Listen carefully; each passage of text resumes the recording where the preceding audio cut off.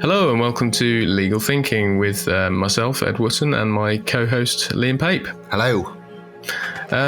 This week, Liam, we're talking about bereavement. Obviously, it's something that happens to everyone, but something that doesn't happen to everyone is that they're bereaved as a result of negligence or an injury or something that basically someone could be held, I suppose, at fault is the word I would use, or the phrase I would use.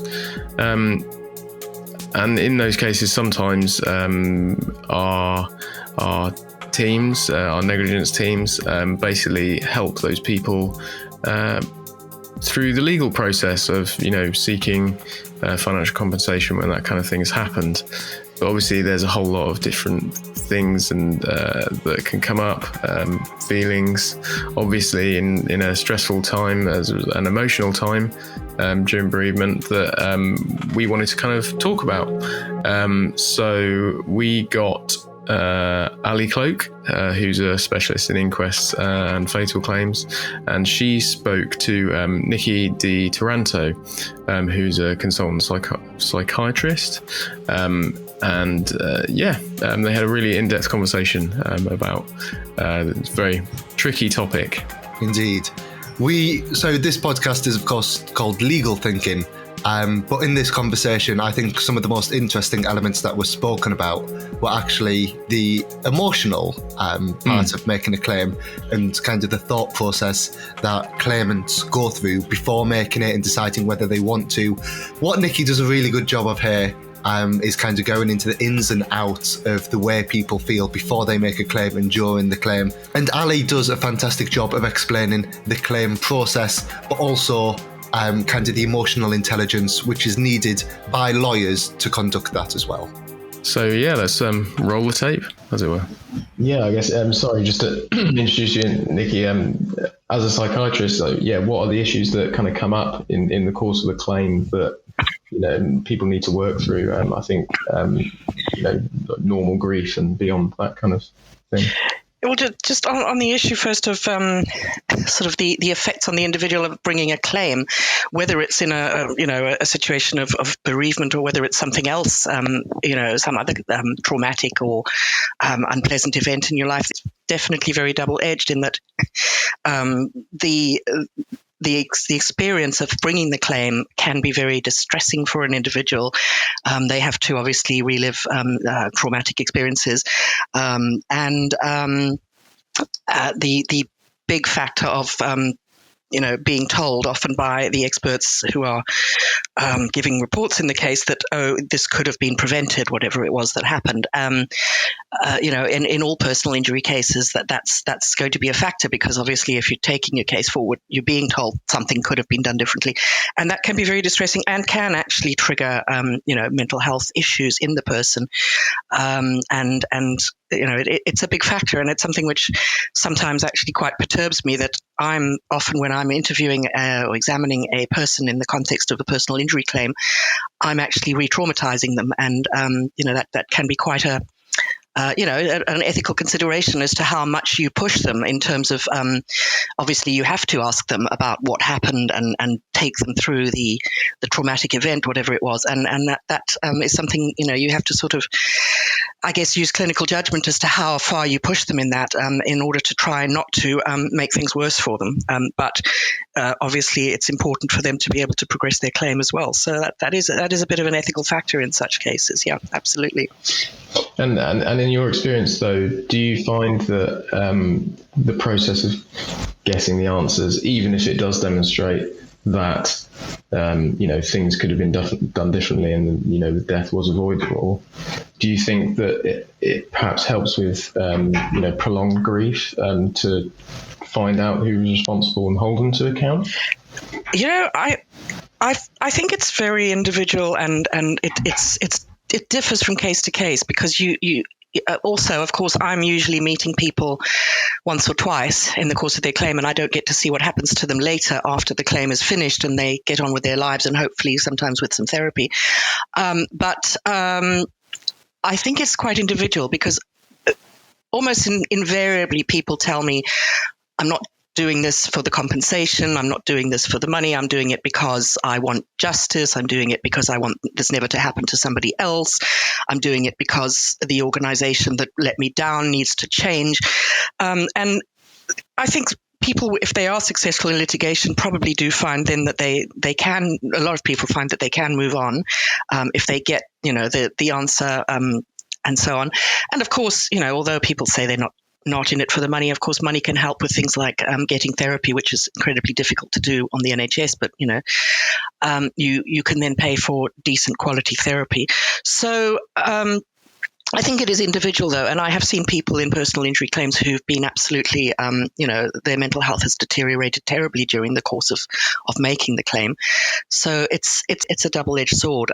You want people to make claims where something's gone wrong. You want, organizations to be held to account for mistakes, but there is a cost to the individual for doing that. So it's very individual, though. I mean, some people find it therapeutic to bring the claim and to find the answers and of That's course what I was going to ask about, Nikki. I particularly with the inquest process, I find that families are really sort of driven or motivated by the feeling that they're doing something useful, that they're potentially changing processes, and they'll often speak to doing it in so-and-so's memory or sort of in their honour, or and that seems to be a real motivating factor. And I don't know whether that's, partly distraction, partly, it may well actually be unhelpful from your point of view, but it's definitely a theme of the families that I work with.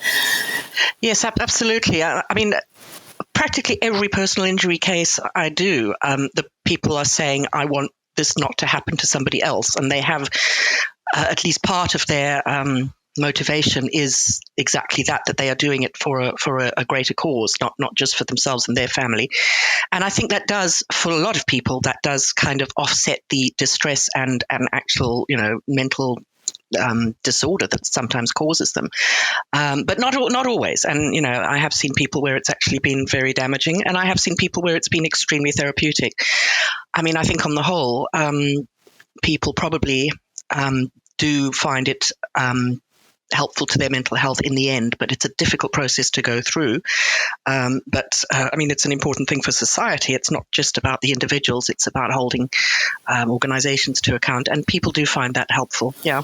And you mentioned funding the cost of therapy, which is obviously really important if someone needs that help. But it also springs to my mind, the sort of wider anxieties about financial concerns. So where a household has lost, someone that was contributing financially, the, broader anxiety about how they're going to sort of cope and, get on with their lives without that income, must be a massive additional stressor.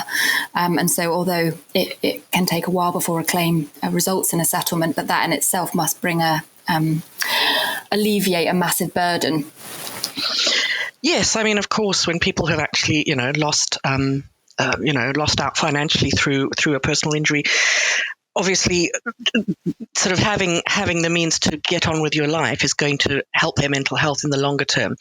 But obviously, as I said, going through the claim can be very stressful for people, and in a case where there's been a particularly traumatic event, you're going to reawaken, traumatic memories and so on. And you can, I often tell the person they may need some extra support while they're going through the litigation process. And then they may feel some relief at the end of it. But yeah, of course, you don't want to discourage people, because it's very important that they do get what hopefully will be helpful to them at the end, in terms of obviously compensation, but also therapy, which is incredibly difficult to get these days on the NHS.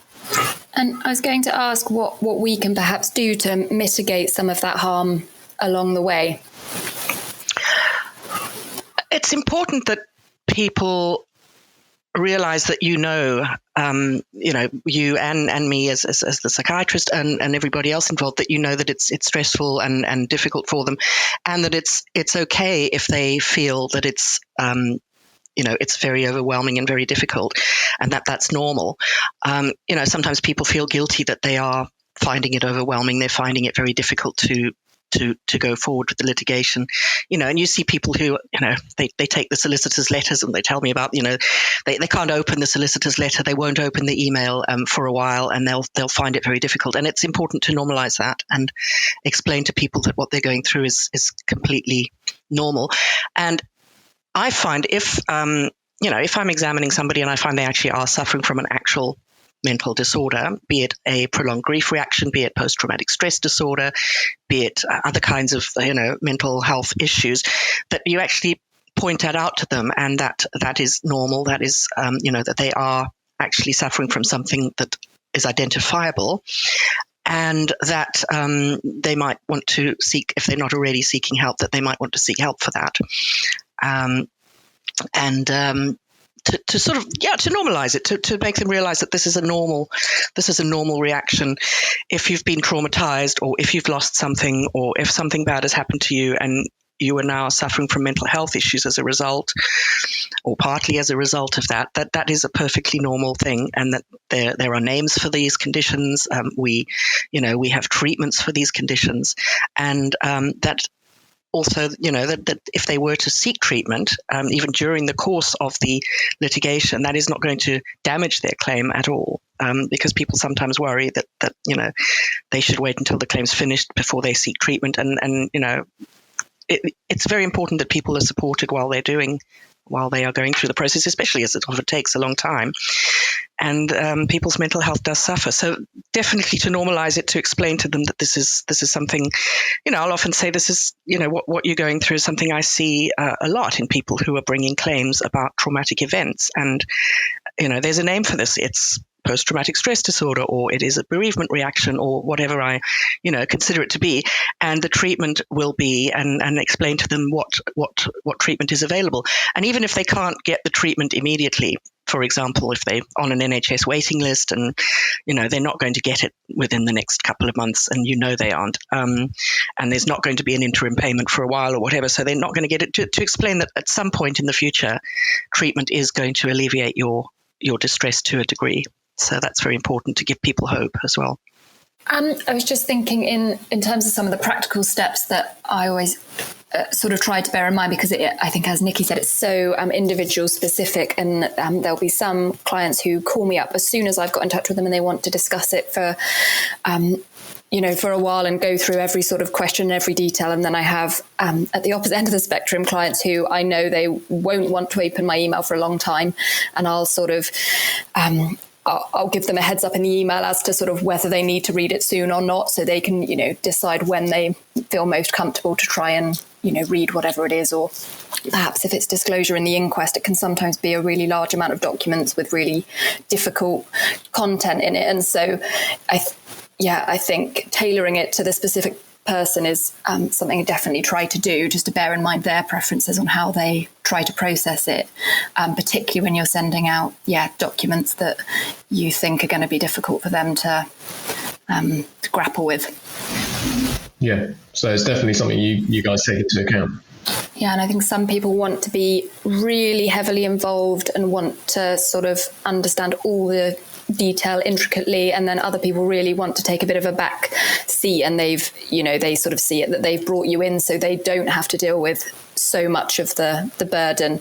So there's a huge disparity in what people sort of seek from the process and how involved they feel they need to be to achieve their objectives. As legal professionals, what would you suggest to people who may be going through this process to try and understand that they've got the right solicitor that's actually going to take these kind of things into account? What do you think would be the red flags or something like that? That's you maybe not got the right person, or that trying to reword it the other way more positively would be the positive sign. I think generally there's a really good standard of legal advice in this country, so I think that's a good starting point. But I think for any client or potential client, I think it's just a really individual decision, and so I think they'll know pretty quickly whether they've built up a good rapport with who they're speaking with, and I think that early discussions about what their expectations are, because it isn't the same for every family. And I think that would certainly be a mistake to sort of assume that you know how a family or a client want things run or exactly what they're seeking to obtain, because it's slightly different for everyone. So I think I would be recommending that a potential claimant has that initial discussion, is reassured that the solicitor understands what they want, and has sort of been able to explain what's realistic for them to seek from the process as well. Because managing expectations, I think, can be quite important at the outset, and not over-promising, which can perhaps be a temptation for some lawyers in order to secure the client, and perhaps over-promising what they can achieve. I was hoping to ask Nikki a question, actually, really about the link between the suspicion or perhaps confirmation of substandard care, and how that fits in with their response, really, their grief reaction or a mental disorder that might follow. Is there a link between the perception of wrongdoing and the nature and extent of their reaction? Well, I'm not speaking from the point of view of being aware of any research or any literature on that topic, but I can speak from my own personal experience. In that, I see lots of people with both grief disorders, prolonged grief disorder, which is a abnormal reaction to bereavement, or post-traumatic stress disorder, which can overlap with each other. And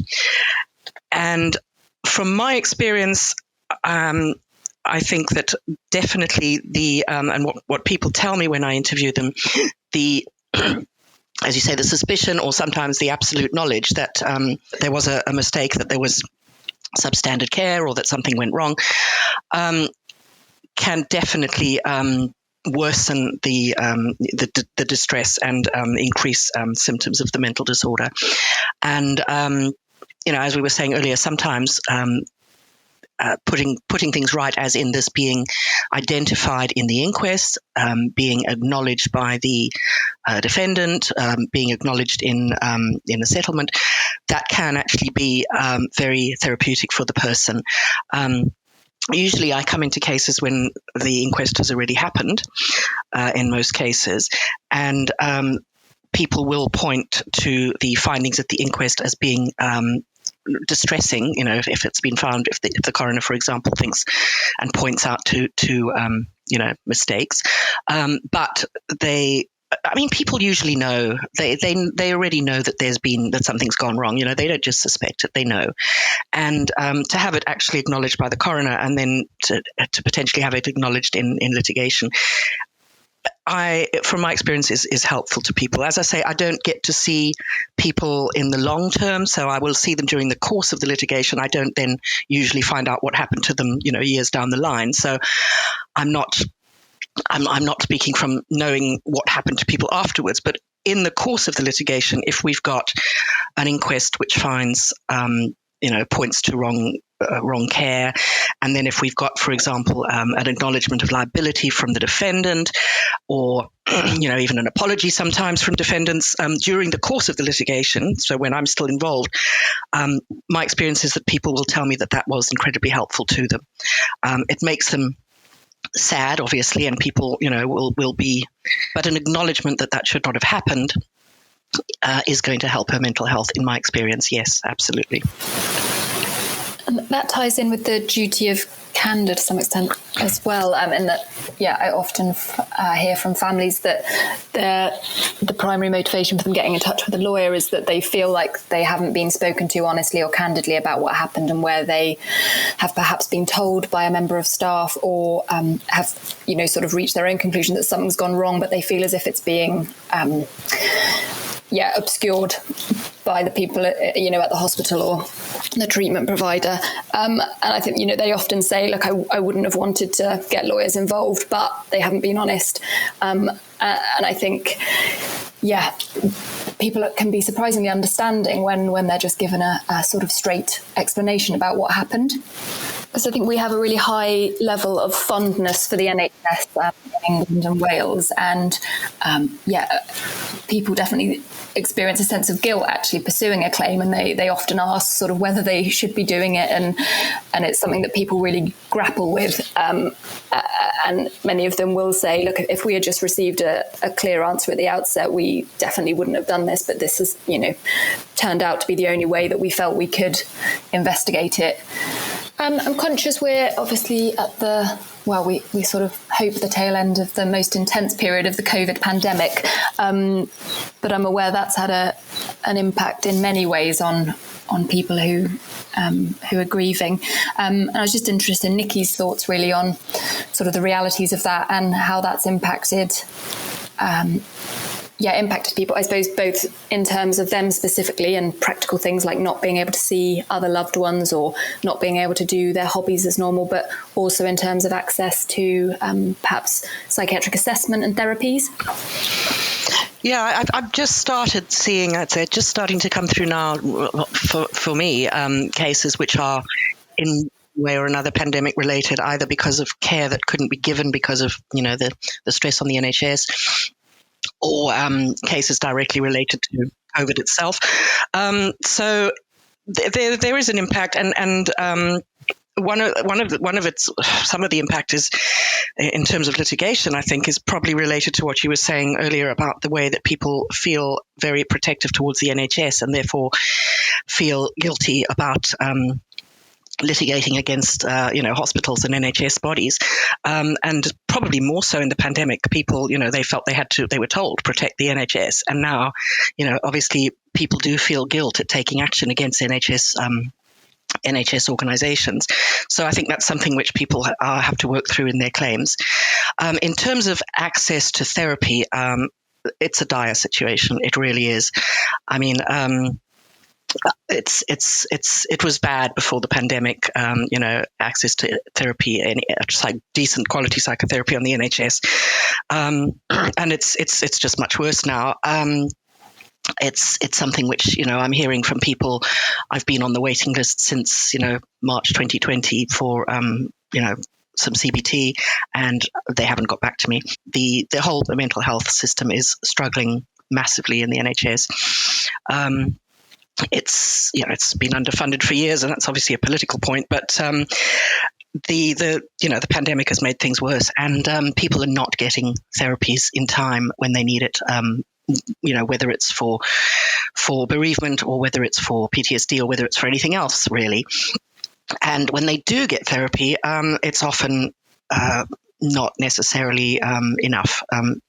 So you have people going to their GP, getting some sessions of counselling from a well-meaning counsellor, but you're not getting proper high-quality CBT, which is what you need with, people who are. We're not talking about people who are just suffering from a sort of normal, grief and need a bit of counselling and talking through.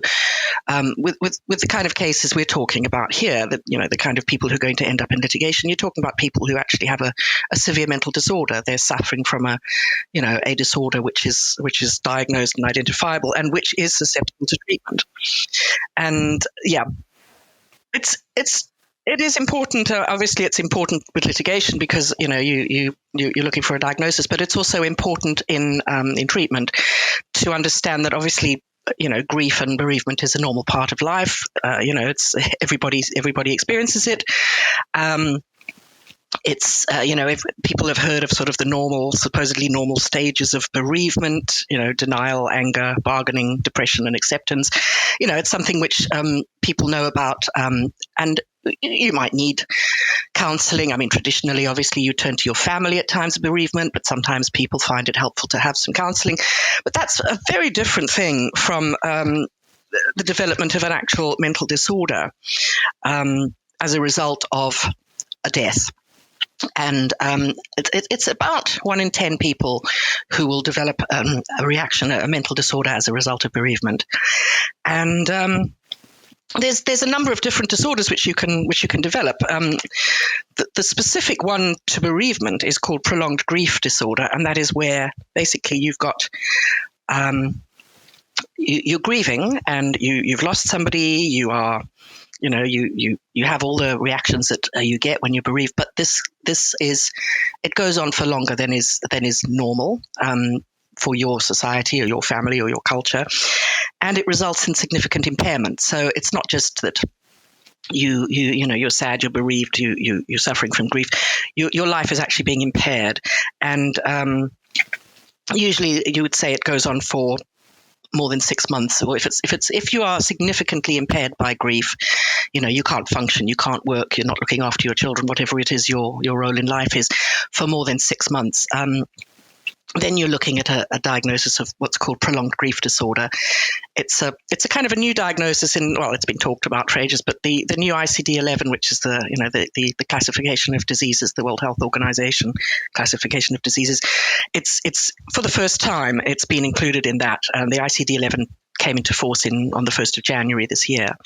And prolonged grief disorder is in it after many years of people lobbying for it to be there as a specific disorder, because previously grief disorder kind of fell under sort of general stress-related disorders, but it didn't have a specific classification in the ICD-10.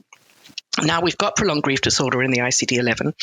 So that is one diagnosis. But when you lose somebody in traumatic circumstances, like an accident or a witnessed suicide or something like that, you may also get post-traumatic stress disorder, which obviously as lawyers you're very familiar with that diagnosis. And they can overlap, they can coexist. You can have one and not the other. So you could get either of those, and you can also, of course, get a depressive disorder as a result of a bereavement. So you could have all three of them, or you could have one or two of them. And what's important about making the distinction or making the different diagnoses is that the treatment may be slightly different in an ideal world. Obviously, if you're looking for general sort of NHS treatment, you may just get the same standard CBT. But in an ideal world, you'd have specific targeted treatment. You'd have grief-related therapy, or you'd have trauma-related therapy, or you'd obviously, if you had both of those, you'd address both of those issues separately, because they're not the same thing. So it's important to make a diagnosis if you're going to identify what the correct treatment is for the disorder. And as I said earlier, it's also important to explain to people, if you have made a diagnosis, that you are suffering from a mental disorder. You're not just failing to get over it or failing to, pull yourself up by your bootlaces or whatever people may tell you. You are actually suffering from a mental disorder, which is caused by whatever the features are that cause the disorder. And there is specific treatment available for this disorder. And, people do find that very helpful to hear, that you're not just a weak person, or a person who hasn't managed, or a person who's not coping. You're a person with this disorder. This is what it's called. This is what the treatment is, and this is what the prognosis is. And I think people do find that helpful. And from the client's perspective, and from our perspective, is there anything in particular you'd recommend that we, specifically tell them ahead of the meeting? Because I'm sure lots of people are apprehensive about it, and I'm sure everybody's apprehensive. Yes, I think. It's. You usually prepare your clients pretty well, but I work for some solicitors who, the clients, for example, are surprised that they're going to have to talk about anything other than the index event. So, and that can be very difficult. I don't think it's ever happened with your clients, but I sometimes see people and they think, okay, they're going to talk to me about, well, in this case, we're talking about a death of somebody. So they're going to talk to me about the death of their loved one. And then, of course, I start asking them about their childhood and their relationship with their mother, and they are absolutely shocked and stunned and unhappy and distressed by that. So I think it's important to explain that when you're going to see a psychiatrist, of course, you're going to talk about this terrible thing that's happened to you, but the psychiatrist is going to ask you about everything in your life. They're going to talk to you about your childhood. They're going to talk to you about your marriage. They're going to talk to you about your physical health. They're going to talk to you about your children, because it's very difficult once somebody's now been sort of upset by the fact that I'm asking them questions they didn't expect. It's then very difficult to get a proper mental state examination, because now they're upset about something else, not the thing that we're talking about. They're upset about the fact that I'm prying into their life. So I'd say that's one of the most important things, is to say, this is a psychiatric examination. It's not just, an identification of what the issues are. That's where you do your witness statement, you explain what happened, you talk about this terrible thing that happened. But a psychiatrist is going to ask you about absolutely everything in your life, including stuff that you may think is irrelevant. Because it does happen quite a lot that I see people and they say, no, that's not relevant. And of course, I don't come back and say, well, it is actually, but I'm not going to be, mean and horrible to them and say, well, actually, it is relevant, and it's for me to say what's relevant. But people then have their backs up, and they're not going to share things in a way which is most helpful to the examination. So I'd say that's really important. Yeah, and just to explain to people that it's a thing. A psychiatric examination is a thing. You're not just chatting to somebody about something. You're not getting a little bit of counselling. You're not, speaking to me to just explain what you told your lawyer, a couple of weeks ago in more detail. It's a formalized process in which you answer questions about everything in your life, basically. And that would be probably the most helpful thing you can do. And then people know, and they're not surprised and shocked when I ask them questions which they feel to be irrelevant. And I imagine it's quite hard to get back on track if they felt a bit ambushed at the outset. It absolutely is. And I actually now, what I do and have for a couple of years now, I do say to people at the beginning, we are going to talk about your life. We are going to talk about your childhood. And we are going to talk about your 3 marriages or whatever it is. And I say that at the outset, but it's still, if they haven't been prepared for that, you can see they're kind of taken aback. But it's obviously worse if you just jump in and, you're like, hello, how are you? Okay, where were you born? What was your mother like? And people can get very, very defensive. And then sometimes you can't actually, some people refuse to talk, of course, and that's fine. And sometimes people say, I'm not going to answer that question. And my answer is, that's fine. You don't have to answer any question. It's not mandatory. It's just the questions you do answer help me to write my report and to help your lawyer in the case. But it's that I think would be one of the most important things in terms of preparing the client, and just making sure that they know what's going to happen, that it's going to take about 2 hours. It's not going to be a 10-minute conversation. It's going to take 2 or 3 hours. So they need to be ready for that. And that they might afterwards not feel very good. And they might feel that they need to be with somebody, that they need to phone somebody, that they need to talk to someone. So maybe, alert someone in their life that they might want to talk to them afterwards, I'd say. That would probably be, a good piece of advice, and that it's not going to be a pleasant experience.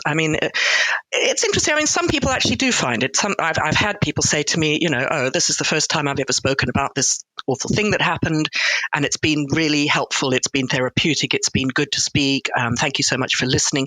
I get that. I also get people, obviously, who are distressed beyond belief and absolutely find it the most awful process, and they really are so upset and distressed at having to talk about the things in their life, that they don't want to. So you get both ends of it, actually. There's some great insights from Nikki and Ali as well, about how families go through this incredibly difficult process. It's a really important process to ensure that lessons are learned by medical institutions or whoever else might be responsible for a death in these kind of circumstances. Thank you very much for listening to Legal Thinking. If you would like to hear more discussions like this, you can subscribe to this podcast wherever you listen to podcasts. And for more information about us, you can go to roydswitheyking.com. Thanks for listening.